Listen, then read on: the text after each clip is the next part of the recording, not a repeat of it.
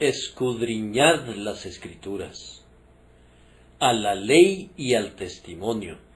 Si no dijeren conforme a esto, es porque no les ha amanecido. Isaías 8:20. Cuando los hombres no quieren aprender de Dios, cuán colosal se vuelve su locura. Si desprecian la sabiduría que es de lo alto, Dios permite que comprueben su propia ignorancia muy dolorosamente. Cuando el hombre no quiere postrarse delante del Dios Altísimo, inmediatamente se construye un ídolo, hace una imagen de madera o de piedra y se degrada postrándose delante de la obra de sus propias manos.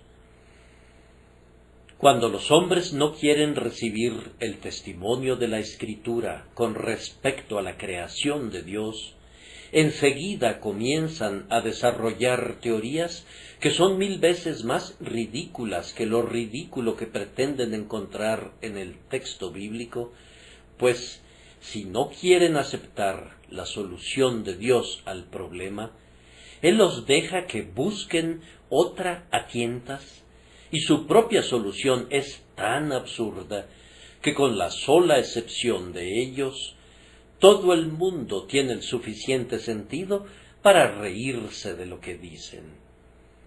Y cuando los hombres abandonan el libro sagrado de la revelación, amigos míos, ¿a dónde van?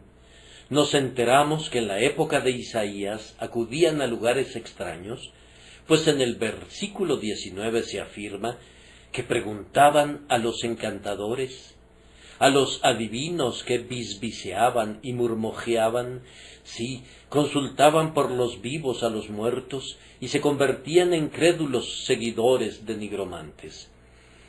Es asombroso que los hombres que más ferozmente llenan de vituperios a la fe sean notables por su credulidad. Uno de los mayores incrédulos del mundo, quien se ha autodenominado un libre pensador desde su nacimiento, camina ahora tambaleante hacia su tumba, creyendo en un extremado dislate que hasta un niño podría refutar. Sin preocuparse por tener a Dios en sus corazones, renunciando a la fuente viva, se han cavado cisternas rotas que no retienen el agua. Oh, que cada uno de nosotros fuera más sabio, que no abandonáramos la buena senda antigua, ni dejáramos el camino que Dios ha preparado para nosotros. Si despreciamos la guía de un Padre infalible, no es de extrañar que viajemos entre espinos y abrojos, y que desgarremos nuestra propia carne, y peor aún, que tropecemos en montes de oscuridad, y nos perdamos en el fondo de sus precipicios. Inquieran y lean en la palabra de Dios. Escudriñad las Escrituras, porque a vosotros os parece que en ellas tenéis la vida eterna, y ellas son las que dan testimonio de Jesucristo. Yo pienso que en esta crisis particular que sufren los asuntos religiosos, es imperativo que el ministro cristiano exhorte a su pueblo a que sostenga firmemente las doctrinas de la verdad, las palabras de Dios. Parece probable que la nuestra será una época de predicación más bien que una época de oración. Vemos ahora por todas partes grandes asambleas que se congregan en salones y abadías para escuchar la predicación de la palabra, y es un signo ominoso de los tiempos que estas predicaciones no sólo sean patrocinadas ahora por los ortodoxos, sino aún por aquellos a quienes hemos considerado que son al menos de alguna manera herejes respecto a la antigua fe de la Iglesia protestante. Por tanto, se vuelve algo muy serio, pues es muy probable, y acaso no lo puede ver todo sabio, que cualquiera que se levante ahora, que tenga algunos poderes de oratoria y algunas dotes de elocuencia, será proclive a atraer a la multitud sin importar lo que predique, aunque la palabra que declare sea tan falsa como es verdadera la palabra de Dios, y sea tan contraria al Evangelio como es opuesto al cielo el infierno. No parece probable que en esta época atraiga a una multitud de seguidores, y no es también muy probable que a través de esa caridad espuria que está proliferando ahora entre nosotros, que quisiera amordazar las bocas de honestos recriminadores, nos resulte difícil reprender al impostor cuando surge y nos sea difícil exponer la falsedad, aun cuando sea evidente para nosotros.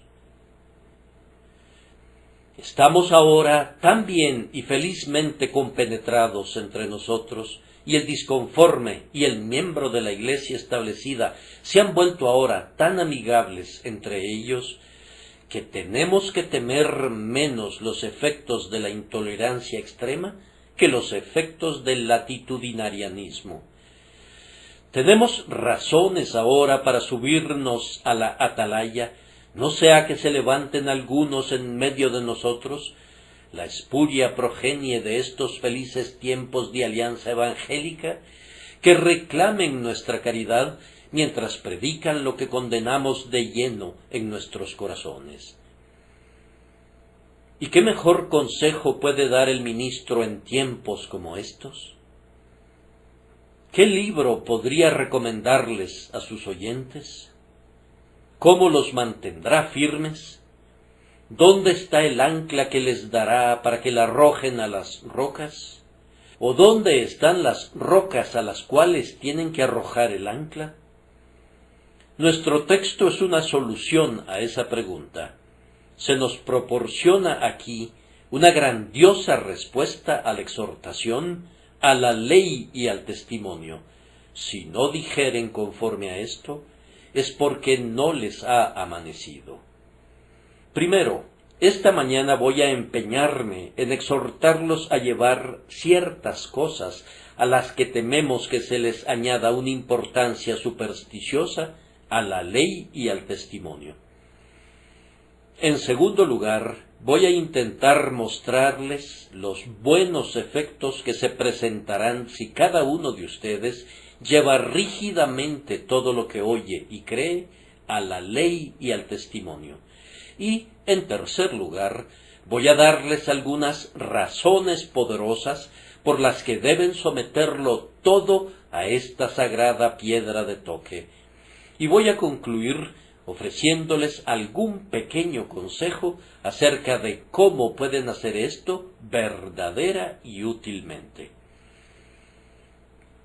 Permítanme que los exhorte a llevar ciertas cosas a la ley y al testimonio. Primero, yo quisiera que confrontaran con el libro de Dios las ideas que fueron engendradas en ustedes por su temprano adiestramiento. La gente tiene muy enraizada la costumbre de decir: no nací en la Iglesia de Inglaterra, ¿no debería entonces continuar en ella?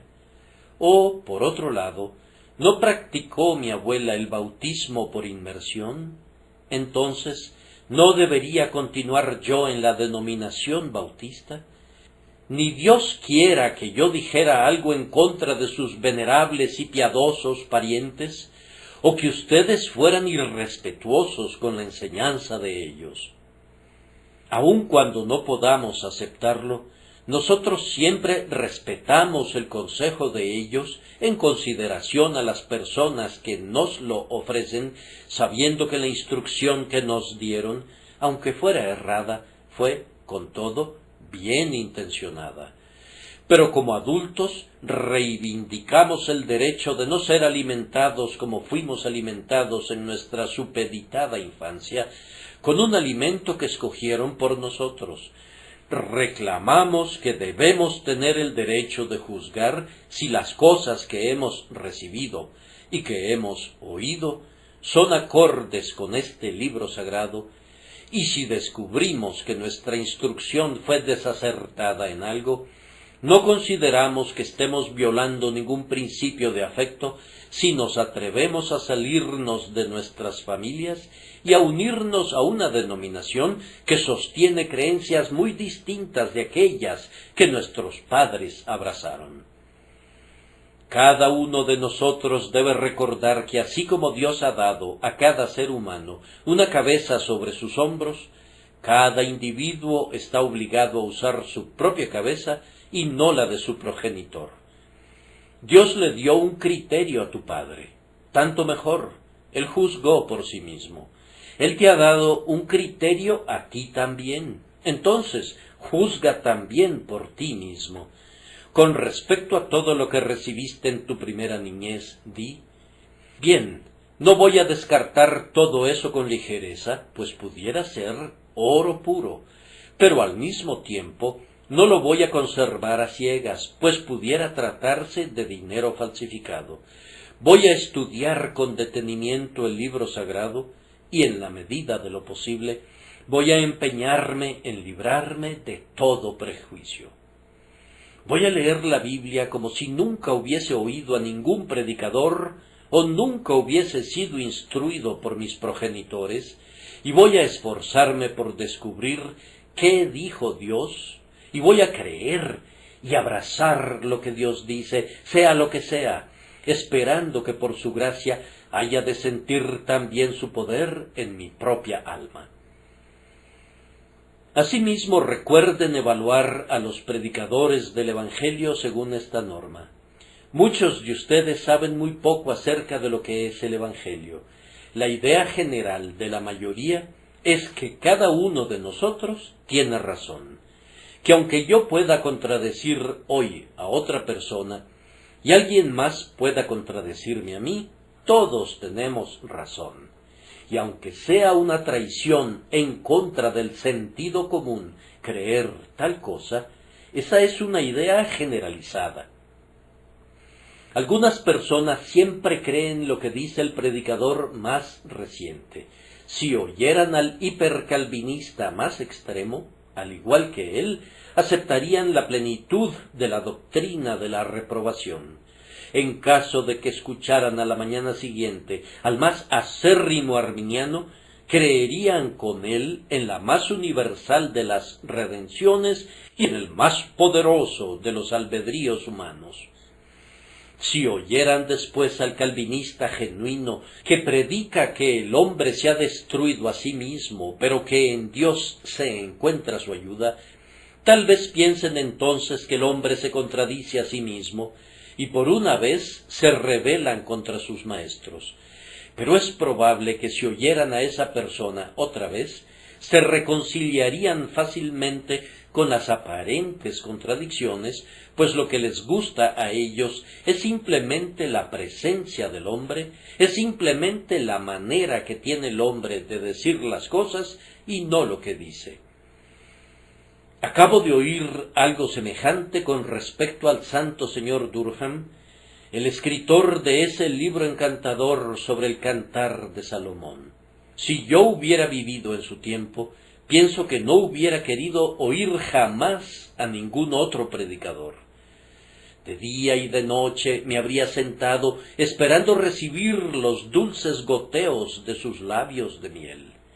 Pero en su tiempo había un joven predicador, su nombre ha caído en el completo olvido, cuya iglesia se llenaba de gente hasta la puerta, y en cambio la iglesia del señor Durham, que quedaba muy cerca, estaba vacía.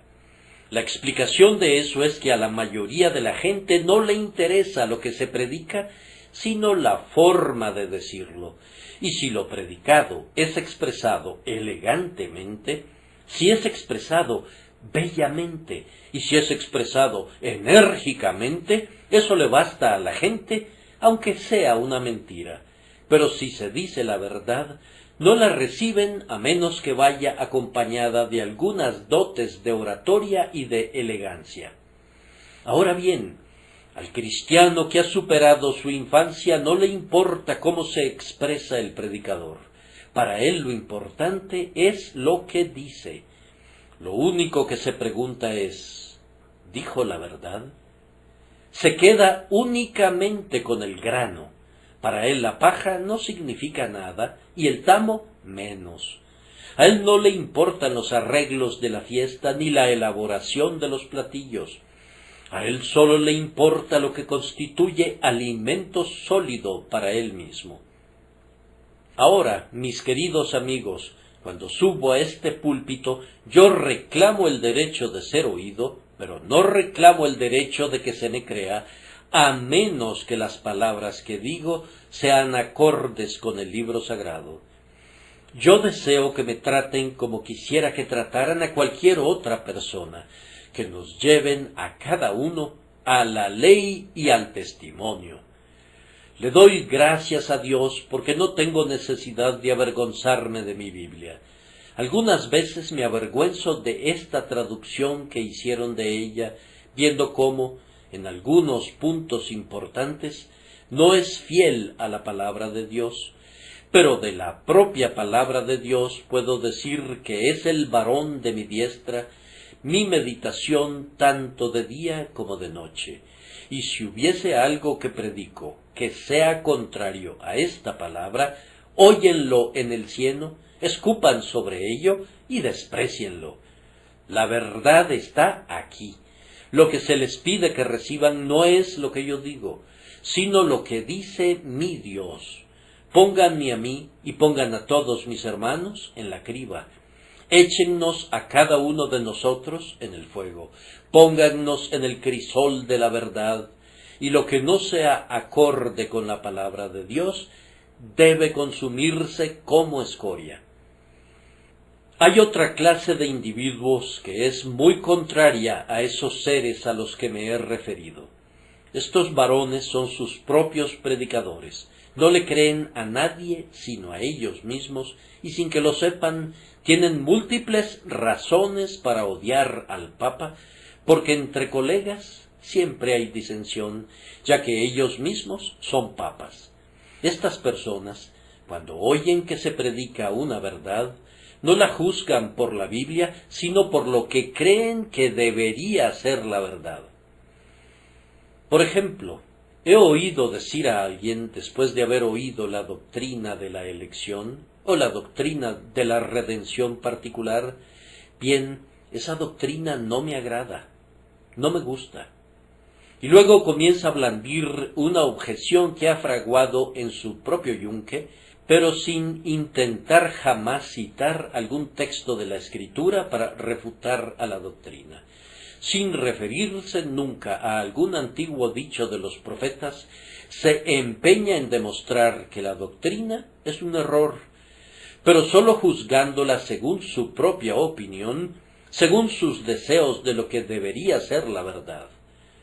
¿Qué pensarías de un hombre que le dijera a un astrónomo: vamos, de nada sirve que me digas que la constelación de Escorpión tiene tal y tal forma, pues yo te digo que no me gusta su aspecto?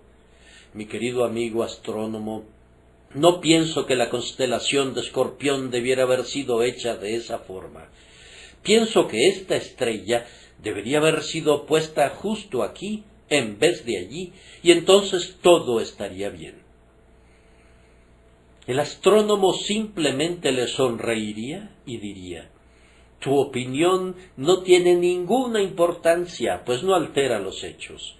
Si piensas que estoy equivocado, la forma correcta de contradecirme no es diciéndome dónde piensas que deberían estar las estrellas.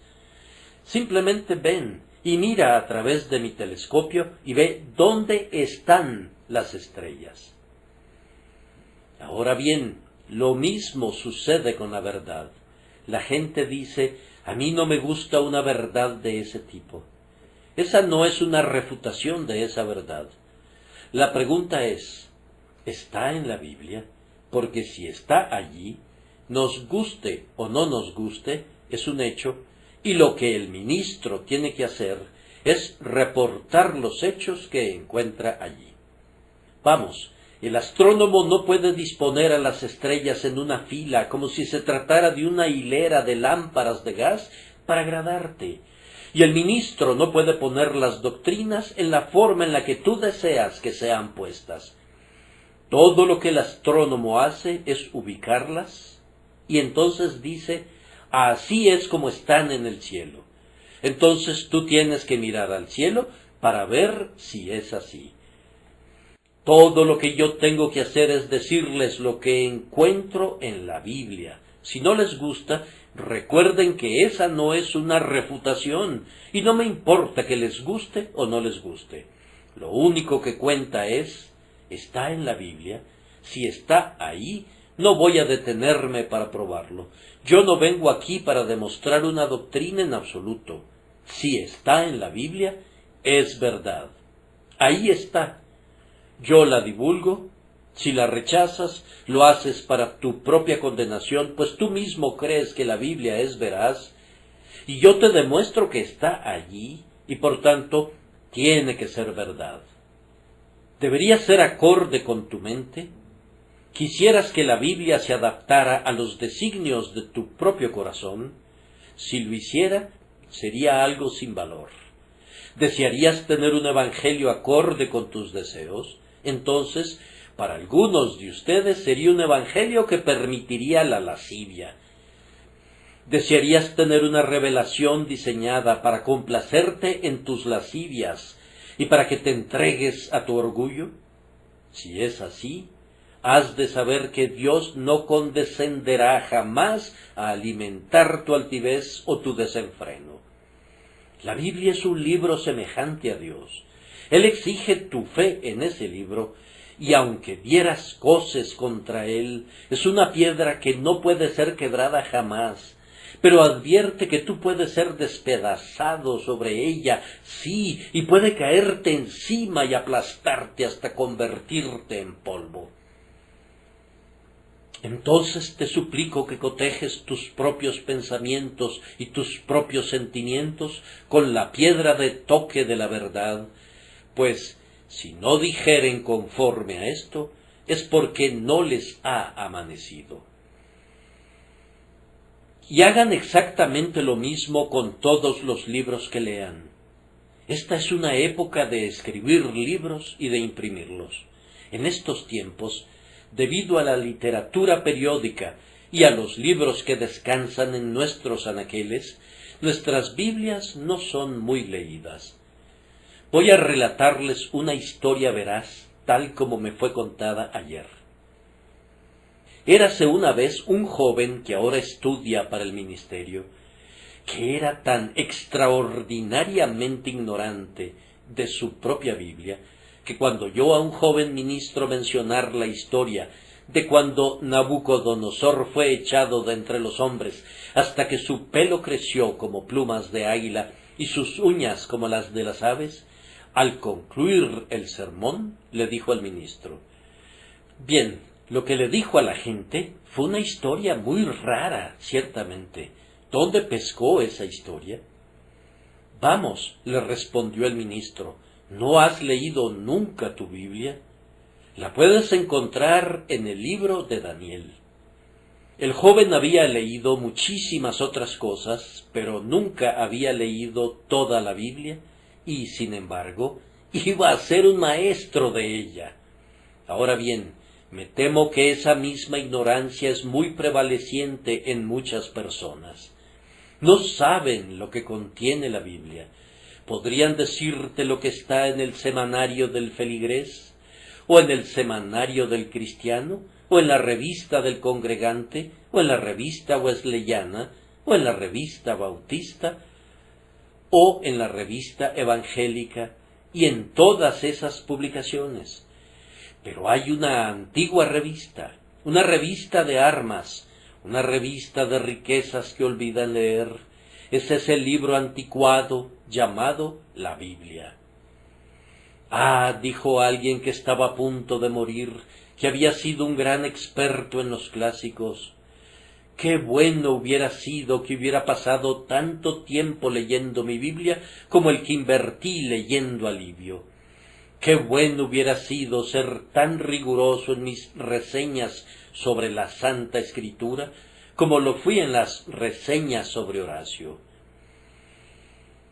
Oh, que fuéramos sabios para asignarle a la Biblia la mayor parte de nuestro tiempo y para continuar leyéndola siempre, tanto de día como de noche, para que fuéramos como árboles plantados junto a corrientes de agua, que dan su fruto en su tiempo.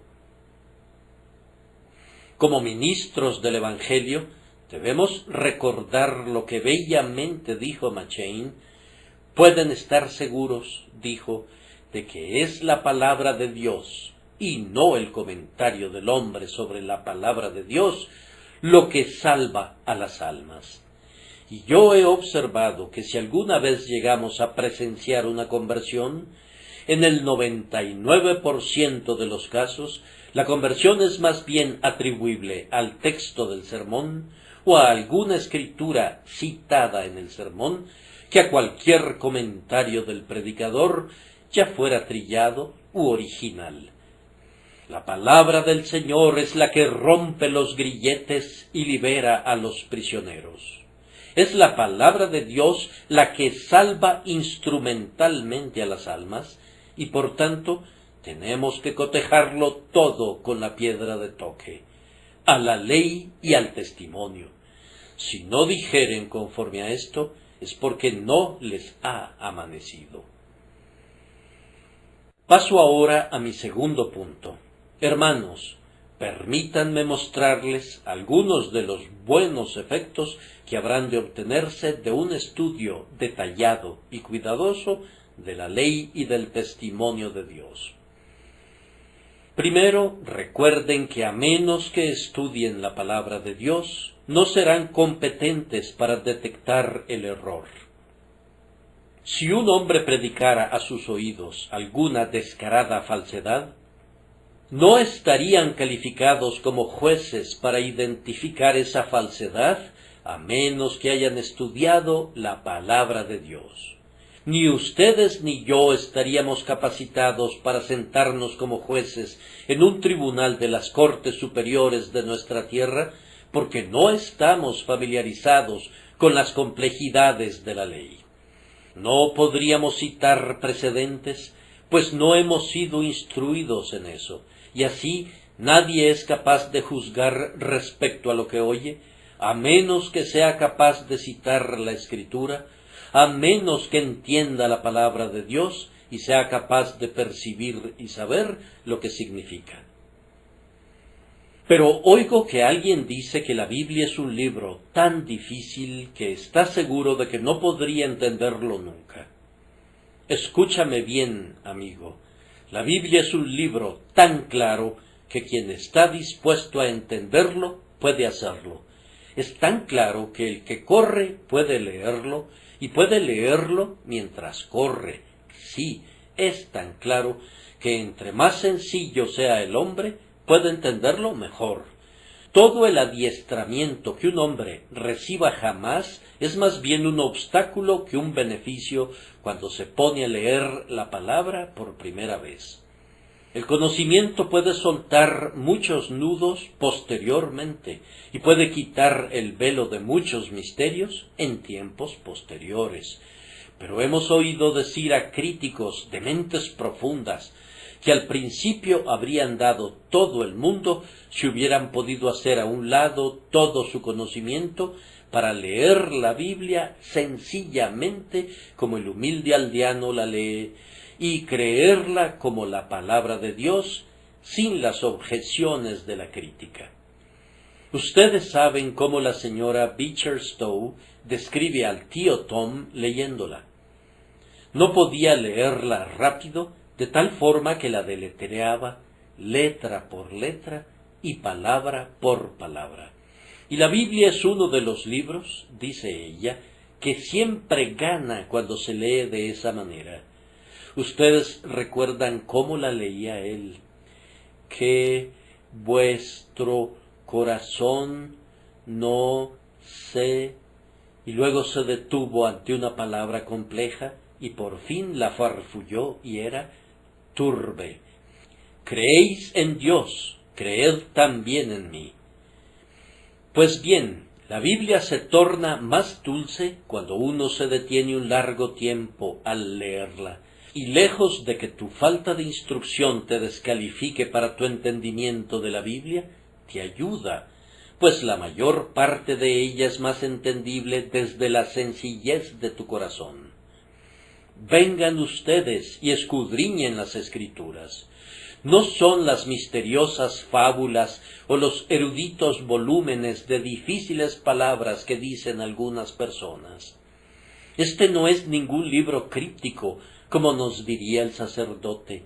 Es un volumen que el niño que asiste a la escuela dominical puede entender si el Espíritu de Dios descansa en su corazón. Es un libro que un obrero de manos callosas puede comprender tan bien como el teólogo ilustrado, y muchos de ellos se han vuelto sumamente sabios en él. Repito, lean sus Biblias para que sean capacitados para detectar el error. Pero, además, a mí no me cae bien el hombre que siempre está buscando el error. Pueden estar seguros de que ese tipo de hombres tienen algún error en su propio corazón. Dicen, ladrón que encuentra al ladrón, y es muy probable que haya algún amor al error en su corazón, pues de lo contrario no estarían tan dispuestos a sospechar de él en otras personas. Pero permítanme darles otra razón. Escudriñen sus Biblias, pues entonces, cuando se vean involucrados en alguna disputa, serán capaces de hablar muy confiadamente. No hay nada que dé al hombre tanto poder entre sus semejantes como la confianza. Cuando me contradicen en la conversación con respecto a cualquier convicción que yo exponga, si tengo la Escritura al alcance de mi mano, entonces me río de mi oponente, y aunque él sea muy sabio y haya leído 10 veces más libros de los que yo haya simplemente visto, yo sencillamente le sonrío si puedo citar la Escritura. Entonces estoy confiado, estoy seguro y tengo certeza respecto al asunto, pues Jehová ha dicho así. Es un argumento que nadie puede refutar. Cuando un hombre tiene que hablar de una manera desconfiada, luce como un tonto. Siempre pienso que ciertos ministros elegantes, que tienen miedo de ser llamados dogmáticos y que por tanto proponen el Evangelio como si a duras penas quisieran decir que estaban seguros de que es verdadero, como si lo pensaran, como si casi lo pensaran, con todo, no lo pensaron lo suficiente para decir lo que sabían y más bien dejan que lo decidan sus oyentes. Siempre pienso que al hacerlo demuestran la pequeñez de sus mentes. Dudar pudiera ser algo grande, pero es algo grande no hablar mientras estás dudando y no abrir tu boca hasta que creas, y entonces, cuando abres tu boca para decir algo que sabes que es cierto, te adhieres a ello no como una opinión, sino como un hecho incontrovertible. Nadie hará mucho en medio de sus semejantes hasta que pueda decir confiadamente lo que sabe que ha sido revelado. Ahora, lectores de la Biblia, ustedes pueden alcanzar esta confianza, pero no pueden encontrarla en ninguna otra parte sino a los pies de la Escritura. Si sólo oyen a los ministros, serán inducidos a la duda, pues uno de ellos confundirá lo que su hermano buscaba demostrar. Pero si leen sus Biblias, cuando tengan la palabra legible bajo su propia luz, impresa en sus corazones por el Espíritu Santo, entonces, si todas las formas que los hombres inventan asaltaran tu fe con arte traicionero, tú las llamarías vanidad y mentiras y atarás a tu corazón el Evangelio. Además, escudriñen las Escrituras y sometan todo lo que oigan a esa gran prueba, porque haciéndolo obtendrán una rica cosecha de bendiciones para su propia alma. No creo que haya un solo texto en la Santa Escritura que no haya sido un instrumento de la salvación de un alma. Ahora bien, quien camina entre hombres sabios será sabio, y quien camina en medio de los hombres sabios que escribieron la Santa Escritura, tiene al menos la más alta probabilidad de ser hecho sabio para salvación. Si yo deseara ponerme en el lugar ideal para que el Señor se reúna conmigo, yo preferiría la casa de oración, pues es en la predicación que la palabra es más bendecida. Con todo, desearía igualmente la lectura de las Escrituras, pues puedo hacer una pausa en cada versículo y decir: este versículo fue bendecido para muchas almas. Entonces, ¿por qué no habría de ser bendecido para mí? Por lo menos estoy junto al estanque de Betesda. Voy caminando en medio de sus pórticos, y quién sabe si el ángel agitará el estanque de la palabra mientras yazgo impotente a uno de sus costados, en espera de la bendición. Sí, es tan grande la verdad de que Dios ha bendecido cada palabra de la Escritura, que yo recuerdo una asombrosa anécdota sobre la conversión de un hombre gracias a un pasaje de la Escritura que no parecía apropiado para un propósito semejante. Ustedes conocen aquel capítulo de Génesis, ese capítulo muy opaco en donde leemos: fueron, pues, todos los días de Matusalén 969 años, y murió. Y fulano de tal vivió tantos años, y murió. Nos hemos enterado de que una vez fue leído en público, y un hombre que escuchaba esa lectura, al oír la frecuente repetición de «y murió», pensó: «Ah, y yo me voy a morir». Y fue la primera nota de advertencia que penetró en su conciencia cauterizada, y fue el instrumento de Dios para llevarlo a Jesús. Ahora, lean las Escrituras por esta razón. Si desean la salvación, y si están anhelando vivamente la misericordia, si sienten su pecado y necesitan la salvación, vengan a este mar de amor, a este tesoro de luz, a este guardarropa de suntuosos trajes, a esta fuente de bienaventuranza. Vengan ustedes y vean cómo son suplidas sus necesidades por medio de la plenitud de las riquezas de Jesús, quien es presentado claramente en esta palabra entre vosotros como crucificado. Y ahora, tan brevemente como me sea posible, permítanme exhortarlos nuevamente a una constante y perpetua lectura de la palabra de Dios, no sólo por las razones expuestas hasta ahora, sino por otras más importantes. Han salido muchos falsos profetas en el mundo.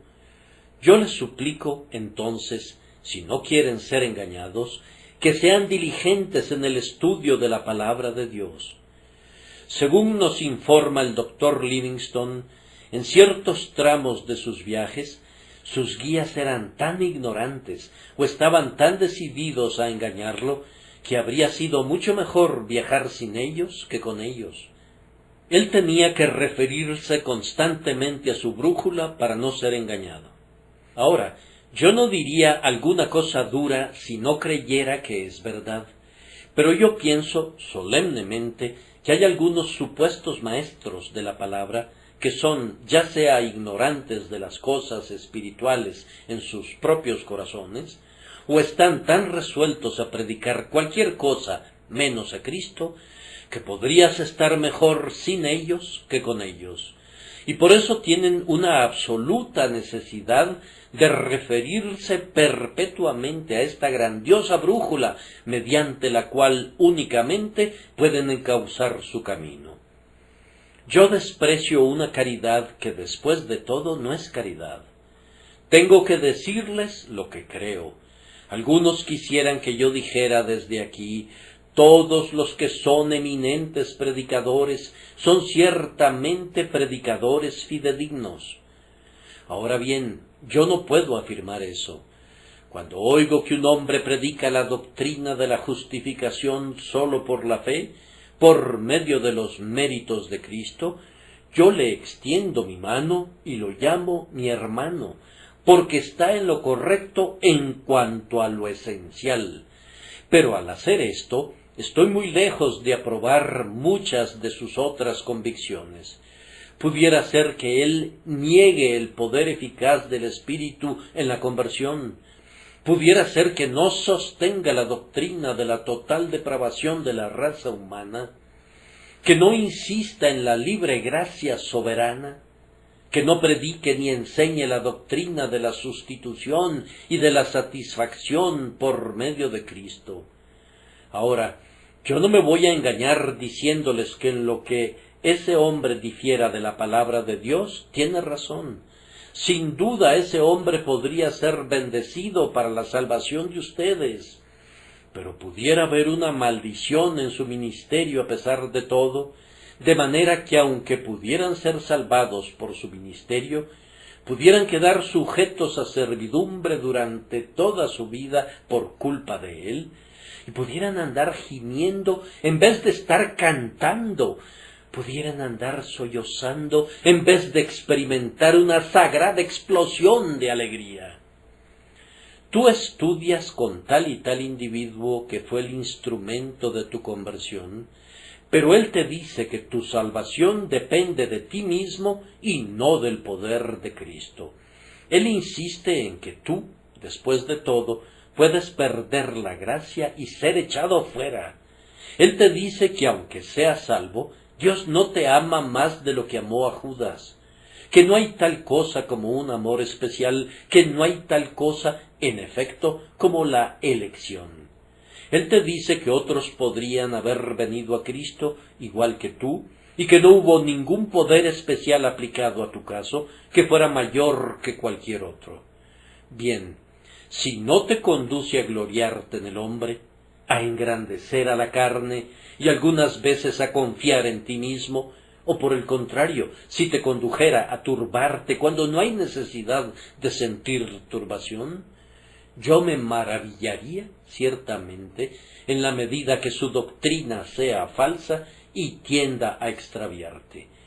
Podría ser el instrumento de tu salvación, y con todo, podría fallar en muchos puntos en ministrarte para tu edificación y consuelo. Por tanto, si no quieres ser confundido de esa manera, escudriña las Escrituras. Pero, hay un grave peligro de ser conducido radicalmente al extravío.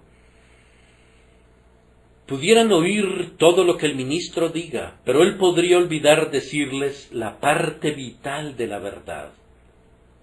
Pudiera tratarse de alguien que se deleite en las ceremonias, pero que no insiste en la gracia que contienen.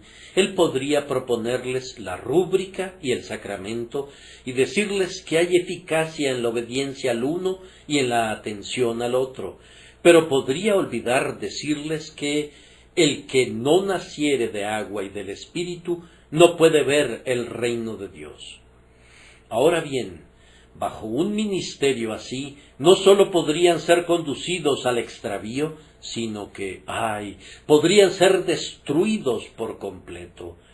Pudiera ser alguien que insista mucho en la moralidad de la vida. Podría decirte que seas honesto, justo y sobrio, pero tal vez pudiera olvidar decirte que se requiere de una obra más profunda que la mera moralidad. Pudiera recorrer la superficie, pero sin hundir nunca la lanceta en la profunda úlcera de la corrupción de tu corazón. Él pudiera darte una dosis paliativa, alguna medicina que pudiera quietar tu conciencia, pero podría no decirte: no hay paz para los malos, dijo Jehová. Pudiera ser uno de esos que profetiza cosas pulidas, que no quiere turbarte. Y, recuerda que tu ministro pudiera ser un instrumento en las manos de Satanás para vendar tus ojos y conducirte al infierno, mientras tú pensabas en todo momento que ibas en camino al cielo. Y óiganme todavía, yo no me excluyo de mi propia censura. Pudiera ser posible, Yo le pido a Dios que no sea así, que yo mismo pudiera haber confundido la lectura de la Santa Escritura, que pudiera haberles predicado un evangelio diferente, no que haya otro, y por tanto exijo de ustedes que mi propia enseñanza y la enseñanza de cualquier otro hombre, ya sea escrita o de palabra, sea siempre llevada a la ley y al testimonio, para que no los engañemos y no los conduzcamos al extravío. Ah, queridos oyentes, sería algo terrible que yo fuera el instrumento de conducir a cualquiera de ustedes al abismo. Aunque en alguna medida su sangre ha de ser sobre mi cabeza, si yo los engañara, con todo, yo les suplico que recuerden que no soy responsable por sus almas, más allá del punto donde mi poder me lleve. Si son conducidos al error por mi culpa, después de esta solemne declaración mía, serán ustedes tan ciertamente culpables como si yo no los hubiera guiado al error. Pues yo les encargo que así como aman a sus propias almas, así como quieren garantizar la eternidad, no pongan más confianza en mí de la que pondrían en cualquier otro hombre, sólo en la medida que pueda demostrar por el infalible testimonio de la palabra de Dios que lo que he dicho es verdad. Apéguense siempre a esto, a la ley y al testimonio. Si no dijeren conforme a esto, es porque no les ha amanecido. Oí una historia que recuerdo haberles contado antes, de una joven que salió de este lugar diciendo: bueno, a mí no me gusta el señor Spurgeon del todo. Su doctrina es enrevesada. Dijo tal y tal cosa. Y luego la joven citó un texto de la Biblia como algo muy perverso que yo había dicho, algo acerca de que el alfarero tiene poder sobre la arcilla. Entonces la amiga que estaba con ella le dijo: fue Pablo quien dijo eso, no el señor Spurgeon. Ah, respondió ella, yo pienso que el apóstol Pablo también era enrevesado. Pues bien, nos alegra mucho incurrir en una censura de ese tipo, y no voy a objetar del todo si acompaño a Pablo donde quiera que él vaya. Pero les suplicamos que acudan a sus Biblias y vean si es así. Algunos padres cristianos tienen una muy buena costumbre. Cuando los niños y las niñas regresan a casa, les preguntan: bien, ¿cuál fue el texto? Y entonces el padre quiere que repitan lo que el ministro les dijo, y aún el más pequeñito sabe algo, y dice una cosa u otra que el ministro mencionó desde el púlpito. Entonces el padre busca en su Biblia para ver si esas cosas son así. Luego procura explicarles las cosas difíciles, de manera que se vuelven como esas nobles personas de Berea, que eran más nobles que los que estaban en Tesalónica, porque escudriñaban las Escrituras para ver si estas cosas eran así. Y ahora voy a mencionar simplemente una o dos peculiaridades en lo que siempre les he predicado a ustedes, peculiaridades que yo quisiera que investigaran ansiosamente. Pues bien, no acepten de mí nada de segunda mano, antes bien cotejen todo con la palabra escrita. Yo creo y enseño que todos los hombres por naturaleza están perdidos por la caída de Adán.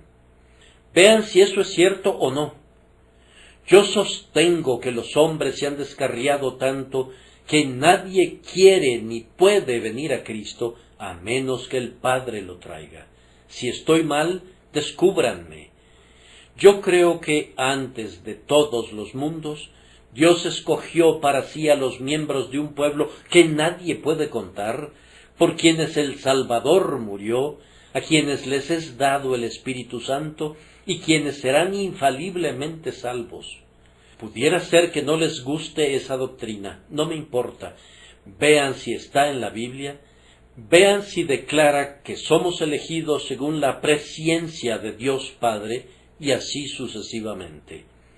Yo creo que cada hijo elegido de Dios tiene que ser sacado muy ciertamente de las ruinas de la caída por la gracia que convierte, y que muy seguramente será guardado por el poder de Dios mediante la fe para alcanzar la salvación más allá del peligro de perderse para siempre. Si estoy mal en eso, saquen sus Biblias y refútenme en sus propias casas. Yo sostengo que es un hecho que todo hombre que es convertido llevará una vida santa y con todo, al mismo tiempo no pondrá ninguna dependencia en su vida santa, sino que confiará únicamente en la sangre y en la justicia de Jesucristo. Y yo sostengo que todo hombre que cree tiene el deber de ser sumergido en el bautismo. Yo sostengo que el bautismo infantil es una mentira y una herejía, pero yo reclamo respecto a esa grandiosa ordenanza de Dios, el bautismo de los creyentes, que pase por el examen de la Escritura. Yo sostengo que nadie, sino sólo los creyentes, deben ser bautizados por inmersión, y que todos los creyentes tienen el deber de ser sumergidos. Si estoy mal, no se hable más, no me crean, pero si tengo razón, obedezcan a la palabra con reverencia. Yo no tolero el error incluso en puntos que algunos individuos consideran nimios, pues un grano de verdad es un diamante y un grano de error pudiera tener serias consecuencias para nosotros, para nuestro perjuicio y aflicción. Yo sostengo, entonces, que sólo los creyentes tienen derecho a participar en la cena del Señor, que es indebido dar la cena del Señor indiscriminadamente a todos, y que sólo los cristianos tienen un derecho ya sea a las doctrinas, a los beneficios o a las ordenanzas de la casa de Dios. Si estas cosas no son así, condénenme como quieran. Pero si la Biblia está conmigo, su condenación no sirve de nada. Y ahora exhorto a los presentes a que lean sus Biblias por una cosa. Lean sus Biblias para saber lo que dice la Biblia respecto a ustedes. Y cuando pasen las páginas, algunos de ustedes encontrarán que la Biblia dice: porque en hiel de amargura y en prisión de maldad veo que estás. Si eso les asusta, pasen a otra página y lean este versículo: venid a mí todos los que estáis trabajados y cargados, y yo os haré descansar. Y cuando hayan leído eso, vayan a otra página y lean: justificados pues por la fe, tenemos paz para con Dios por medio de nuestro Señor Jesucristo. Les ruego que no se aparten de sus Biblias hasta que el polvo de ellas los condene, más bien sáquenlas, pónganse de rodillas, pidan el espíritu de la divina enseñanza y pasen estas páginas en una búsqueda diligente y vean si pueden encontrar allí la salvación de sus almas a través de nuestro Señor Jesucristo. Que la bendición de Dios sea con ustedes al hacerlo, por medio de Jesucristo. Amén.